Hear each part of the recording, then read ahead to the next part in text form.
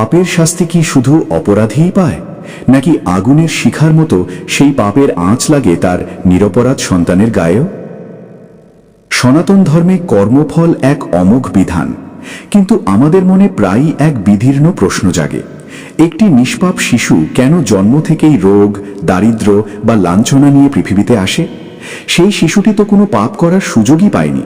তবে কি ঈশ্বর অবিচারী, নাকি সন্তান আসলে তার পিতার কৃতকর্মের কিস্তি শোধ করছে? আজকের ভিডিওতে আমরা বিষ্ণু পুরাণ এবং শ্রীমদ্ ভাগবত পুরাণের এমন কিছু গোপন রহস্য উন্মোচন করব, যা আপনার ভাগ্য এবং কর্ম সম্পর্কে ধারণা চিরতরে বদলে দেবে। ভিডিওর শেষে এমন একটি আধ্যাত্মিক সমাধানের কথা বলবো, যা জানলে আপনি আপনার বংশের ওপর আসা কুপ্রভাব থেকেও মুক্তি পেতে পারেন। তাই একটি মুহূর্তও মিস করবেন না। আমরা অনেক সময় দেখি একজন অত্যন্ত সৎ বাবার সন্তান চরম দুর্ভাগ্যের শিকার হচ্ছে, আবার কোনো অপরাধীর সন্তান হয়তো রাজার হালে বড় হচ্ছে। তখন মনে প্রশ্ন জাগে, পিতার কর্মফল কি তবে সন্তানকে স্পর্শ করে না? শাস্ত্র বলছে কর্মের গতি অত্যন্ত নিগুড়। আমরা যেটাকে পিতার পাপ ভাবছি, তার পেছনে আসলে তিনটি প্রধান কারণ কাজ করে। বিষ্ণুপুরাণ এবং ভাগবতে এই রহস্যের জট খোলা হয়েছে তিনটি স্তরে: বংশগতি, প্রারব্ধ এবং ঋণানুবন্ধন। বিষ্ণুপুরাণে উল্লেখ আছে, যেমন একটি আম গাছ থেকে আমই জন্মায়, তেমনি পিতার শারীরিক ও মানসিক গঠন সন্তানের ওপর বর্তায়। পিতা যদি অধর্মের পথে চলে নিজের শরীর ও মনকে বিষাক্ত করেন, তবে সেই নেতিবাচক শক্তি তার বীজের মাধ্যমে সন্তানের মধ্যেও সঞ্চারিত হয়। এটা ঈশ্বরের শাস্তি নয়, এটা প্রকৃতির প্রতিফলন। শ্রীমদ্ ভাগবত পুরাণ এক চমৎকার তথ্য দেয়। সেখানে বলা হয়েছে, কোনো আত্মাই আকস্মিকভাবে কোনো পরিবারে জন্ম নেয় না। আপনার সন্তান হিসাবে সেই আত্মাই জন্মাবে যার নিজের কর্মফল আপনার কর্মফলের সাথে সামঞ্জস্যপূর্ণ। সহজ কথায়, একজন পিতার যদি এমন কোনো পাপ থাকে যার ফলস্বরূপ তাকে সন্তান শোক বা সন্তানের কষ্ট দেখতে হবে, তবে প্রকৃতি এমন এক আত্মাকেই তার ঘরে পাঠাবে যার নিজের ভাগ্যেই ওই কষ্ট লেখা ছিল। এখানে পিতা এবং সন্তান উভয়েই তাদের নিজ নিজ পূর্বজন্মের কর্মফল ভোগ করছে। পিতা ভোগ করছেন সন্তানের কষ্ট দেখে মানসিক যন্ত্রণা, আর সন্তান ভোগ করছে তার নিজস্ব প্রারব্ধ।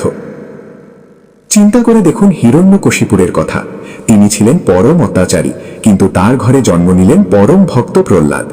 আবার পরম ধার্মিক পাণ্ডব সন্তানরা কষ্ট পেলেন, আর ধৃতরাষ্ট্রের অধর্মের কারণে তার 100 সন্তান ধ্বংস হয়ে গেল। পুরাণ আমাদের শেখায়, পিতার পাপ সন্তানকে স্পর্শ করতে পারে পরিবেশ ও পরিস্থিতির মাধ্যমে, কিন্তু সন্তানের যদি নিজস্ব পুণ্য থাকে, তবে সেই পাপের আগুনেও সে প্রহ্লাদের মতো অক্ষত থাকে। অর্থাৎ পিতার কর্মফল সন্তানের জন্য পথ তৈরি করে দেয়, কিন্তু সেই পথে সন্তান কতটা কষ্ট পাবে তা নির্ভর করে সন্তানের নিজস্ব কর্মের ওপর। এখন প্রশ্ন হলো, যদি কোনো পিতার ভুলের কারণে সন্তানকে কষ্ট পেতে হয়, তবে কি এর কোনো মুক্তি নেই? গোপন তন্ত্র এবং পুরাণে এর দুটি সমাধানের কথা বলা হয়েছে। এক, তর্পণ ও প্রায়শ্চিত্ত। পিতা যদি জীবিত অবস্থায় তার ভুল বুঝতে পেরে সৎকর্মে লিপ্ত হন, তবে তার সৃষ্ট নেতিবাচক বলয় হালকা হতে শুরু করে। 2, সন্তানের নিজস্ব সাধনা। সন্তান যদি নিজে ঈশ্বরমুখী হয় এবং সৎকর্মে লিপ্ত থাকে, তবে পিতার কর্মফল তাকে স্পর্শ করলেও তা নষ্ট করার ক্ষমতা রাখে না। যেমন অন্ধকারের মধ্যে প্রদীপ জ্বালালে অন্ধকার দূর হতে বাধ্য। আপনার জীবনের বর্তমান কষ্টগুলো কি আপনার নিজের, নাকি আপনার পূর্বপুরুষের কোনো ছায়া? মনে রাখবেন, সনাতন ধর্ম আমাদের ভয় দেখাতে চায় না, বরং সতর্ক করতে চায়। আপনার আজকের একটি ভুল সিদ্ধান্ত হয়তো আপনার অনাগত 7 প্রজন্মের ভাগ্যকে কণ্টকাকীর্ণ করতে পারে। আপনি কি আপনার বংশের ওপর থাকা কোনো অলৌকিক বাধা বা অভিশাপ কাটানোর উপায় জানতে চান? তবে কমেন্টে লিখুন শান্তি। যদি আপনাদের আগ্রহ থাকে, তবে পরবর্তী ভিডিওতে আমি শাস্ত্রোক্ত সেই বিশেষ মন্ত্র ও নিয়ম নিয়ে আলোচনা করব, যা আপনার পরিবারকে সব নেতিবাচকতা থেকে রক্ষা করবে। আজকের এই ব্যাখ্যা আপনার মনে কোনো নতুন ভাবনার জন্ম দিল কি? আপনার মতামত আমাদের জানান। ভালো লাগলে শেয়ার করুন তাদের সাথে, যারা ভাগ্যের হাতে মার খেয়ে দিশেহারা। দেখা হচ্ছে গোপন তন্ত্র অলৌকিক বিদ্যার পরবর্তী রহস্যময় পর্বে।